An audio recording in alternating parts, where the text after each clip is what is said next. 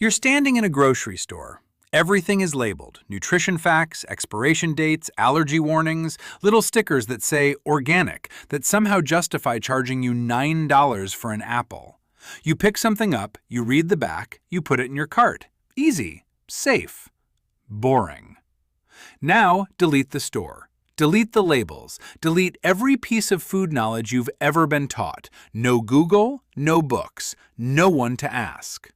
You're standing in a forest, surrounded by thousands of plants, mushrooms, berries, roots, and insects. Some of them will feed you, some of them will make you violently sick, and a few of them will kill you before sunset. You have to eat something. How do you know which one won't kill you? Because your ancestors figured that out. Every single thing you eat today, every fruit, every grain, every spice sitting in your kitchen right now, someone had to try it first. Someone had to be the person who looked at a completely unknown plant and thought, only one way to find out. And sometimes that went well. And sometimes it went extremely, horribly badly. How ancient humans learned what was safe to eat is one of the most underappreciated survival stories in all of human history, and the system they built to do it is still running inside your body right now. Let's go. Start with the obvious problem, because it's worse than it sounds. The natural world is not set up to be eaten safely. Plants don't want you to eat them. That sounds like a joke, but it's the most important thing to understand about this entire topic. Plants can't run. They can't hide. They can't bite you. So instead, they wage chemical warfare. The average wild plant produces dozens of chemical compounds designed specifically to discourage animals from eating it. Alkaloids that destroy your nervous system. Tannins that make food taste so bitter you spit it out. Glycosides that release cyanide when you chew them. Actual cyanide from a plant that looks completely harmless. And here's the part that makes it truly unfair. Many of the most dangerous plants look almost identical to safe ones. Wild parsnip and poison hemlock grow side by side and look like cousins. Deadly nightshade berries look like blueberries. Water hemlock, the most poisonous plant in North America, looks like a perfectly edible wild carrot. Your ancestors were navigating a minefield every day, 3 times a day, for millions of years. So how do they not all die? The answer is a system, not one thing. A layered, overlapping system built from biology, behavior, and culture that took millions of years to develop and that you still carry inside you whether you know it or not. Layer 1 is the one you use every single day without thinking about it: your tongue. You have roughly 10,000 taste buds, and they are not there to help you enjoy dinner. They are a chemical detection system, a biological security checkpoint that every single thing you put in your mouth has to pass through before your body lets it in. Bitter? That's the alarm bell. The vast majority of plant toxins taste bitter. Alkaloids, tannins, glycosides, your tongue flags them all the same way. That instinctive face you make when you taste something bitter, the scrunched nose, the lip curl, the immediate urge to spit, that's not a preference. That's a survival reflex that's been keeping primates alive for tens of millions of years. Babies do it from birth. Nobody teaches them. It's hardwired. Sweet? That's the green light. Sugars mean calories. Calories mean survival. Your brain rewards sweetness with a hit of dopamine because for most of human history, finding something sweet meant you weren't going to starve today. Sour? Caution. Might be unripe. Might be fermented. Proceed carefully. And the one that nobody thinks about, but that might be the most important of all: umami. That deep, savory taste you get from cooked meat and mushrooms and fermented food. Umami detects amino acids, the building blocks of protein. When your tongue registers umami, your brain is getting the signal. This has what you need to build and repair your body. It's not just a flavor, it's a nutrient scanner. Your tongue is doing chemistry every time you eat. You just don't notice because it's been doing it your entire life. But taste alone wasn't enough, not even close. Think about it. If bitter always meant poison, you'd never eat coffee, dark chocolate, beer, Brussels sprouts, or basically anything interesting. And if sweet always meant safe, you'd be eating every brightly colored berry in the forest, and roughly a third of those would send you to the ground. Taste is a first filter. It catches the obvious threats. But ancient humans needed something more precise, and this is where it gets brilliant. They used each other. In 2005, researchers Victoria Wober and Brian Hare at Duke University published work showing that even chimpanzees, our closest living relatives, rely heavily on social learning when deciding what to eat. Young chimps don't experiment randomly. They watch their mothers closely, obsessively. They eat what she eats, how she eats it, and when she eats it. They avoid what she avoids, and they do this for years before they start making independent food choices. Early humans took this to an entirely different level, because we had something chimps don't: language. You can watch someone eat a berry and survive. That tells you one thing. But if that person can say to you, that plant with the red stem is fine, but the one with the white flowers will make you bleed from your stomach, you just skipped months of risky trial and error in one sentence. Language turned food knowledge into a transferable survival technology. You didn't need to learn everything yourself, you inherited it.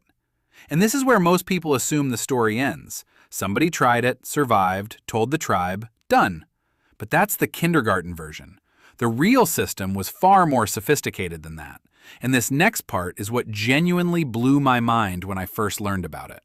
Ancient humans developed what anthropologists call the food testing protocol. And no, that's not a fancy modern name for something simple. It was a structured, multi-step process that indigenous cultures across every continent developed independently. The same basic system, everywhere. Because the problem was universal, and the solution converged on the same answer. Here's how it worked. Step 1. Watch the animals. If deer eat it and don't die, it's a starting point, not proof. Deer can eat things that would wreck a human, but it's a filter. If nothing in the forest touches a plant, that's a red flag. Step 2. Skin contact. Rub a small amount on the inside of your wrist or your lip. Wait. If your skin burns, swells, goes numb, or breaks out, stop immediately. You just saved yourself from swallowing that. Step 3. Tiny taste. Put a small piece on your tongue. Don't swallow. Hold it there. If it burns, if it's intensely bitter, if your mouth goes numb, spit it out and move on. Step 4. Small bite. Swallow a tiny amount, the smallest amount you can. Then wait. Not minutes. Hours, sometimes a full day, because some toxins don't hit immediately. Some take 8, 12, even 24 hours to start destroying your insides. Step 5. Gradual increase.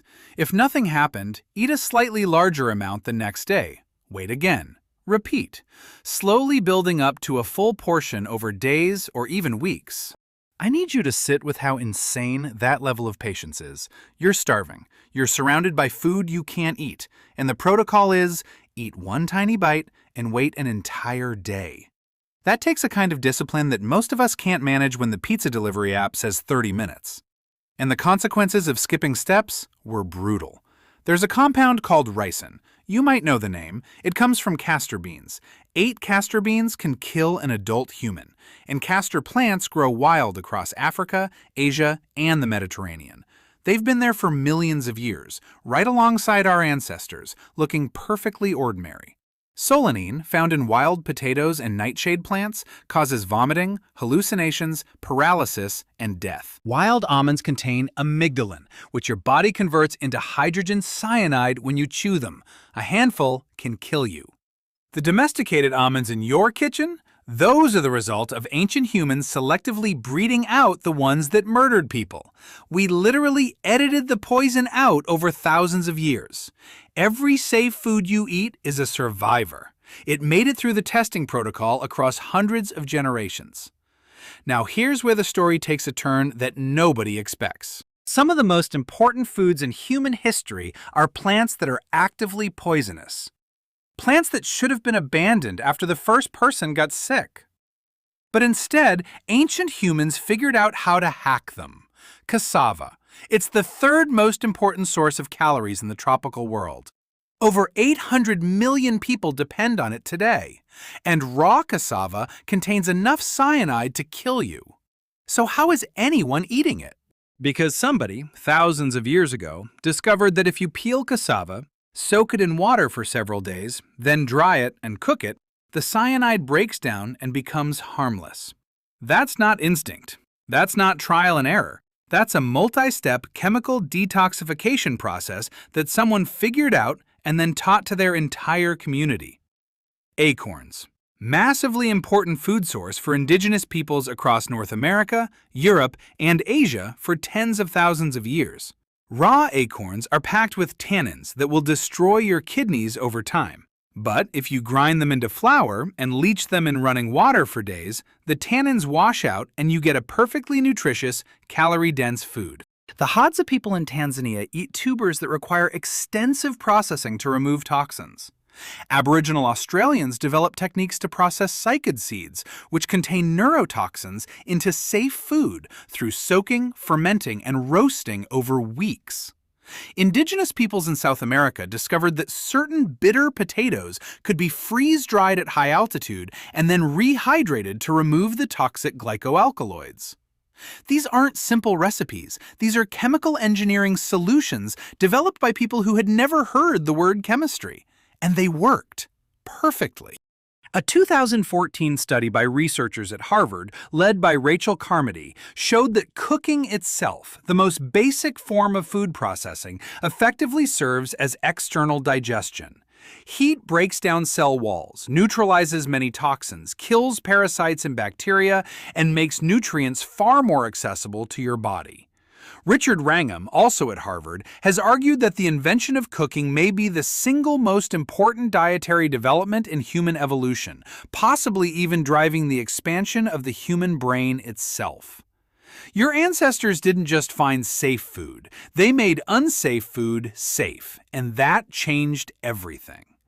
But here's the thing that ties all of this together, the part that's still running inside you right now. You have food preferences. Cravings, aversions, things you love, and things that make you gag. And you probably think those are just personal quirks, random things about you that make you, you. They're not random. Almost none of them are. That craving for salt? Your body needs sodium to function, and for most of human history, salt was extremely hard to find. Your brain learned to crave it the way it craves water.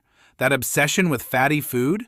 Fat is the most calorie-dense substance you can eat, 9 calories per gram compared to 4 for protein or carbs. In a world where your next meal was never guaranteed, your brain was engineered to go crazy for fat. It still does. The difference is that now fat is everywhere, and your brain hasn't gotten the update.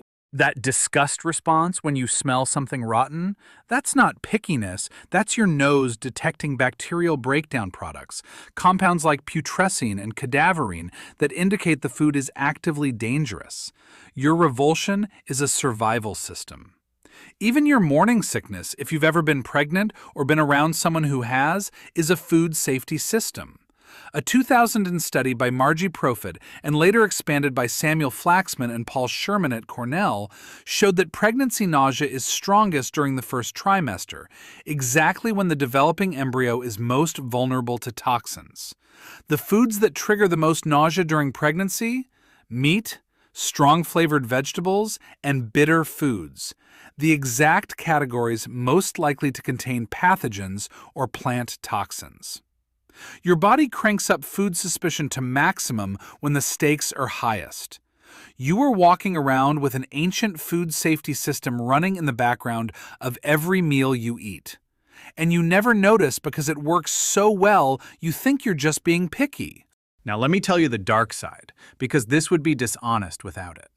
The system worked, but it wasn't free. People died figuring this out. A lot of people. Every indigenous food tradition that exists today, every set of "these plants are safe and here's how to prepare them" was written in failed experiments. Someone ate the wrong mushroom.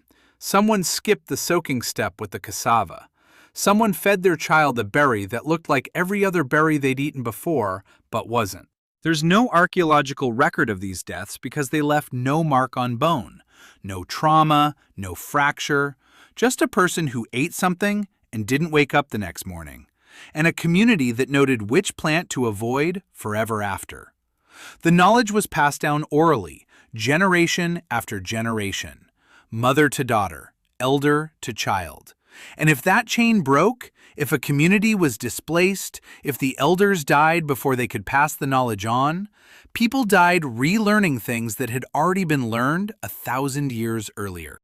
When European colonization disrupted indigenous food systems across the Americas, Africa, and Australia, it didn't just destroy cultures, it destroyed food safety databases that had taken thousands of years to build. Communities lost access to the specific preparation methods that made their local foods safe. People starved, surrounded by food they no longer knew how to process. That's not ancient history, that's recent history. And it shows exactly how valuable this knowledge was. So here you are, standing in your grocery store, everything labeled, everything tested, everything safe.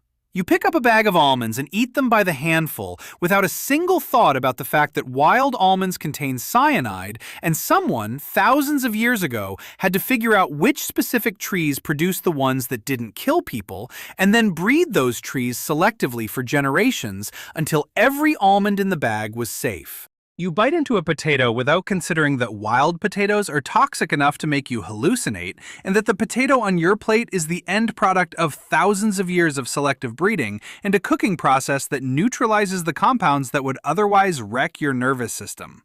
You put hot sauce on your food for fun. Capsaicin, the compound that makes peppers hot, evolved specifically to stop mammals from eating the plant. It literally causes pain.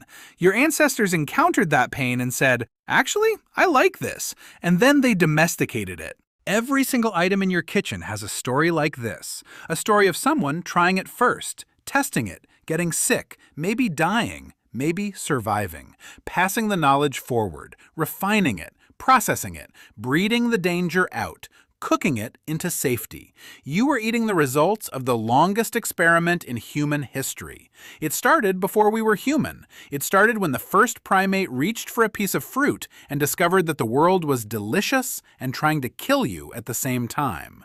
That grocery store you're standing in, it's not a store. It's a museum of everything that didn't kill us. You just happen to be shopping in it.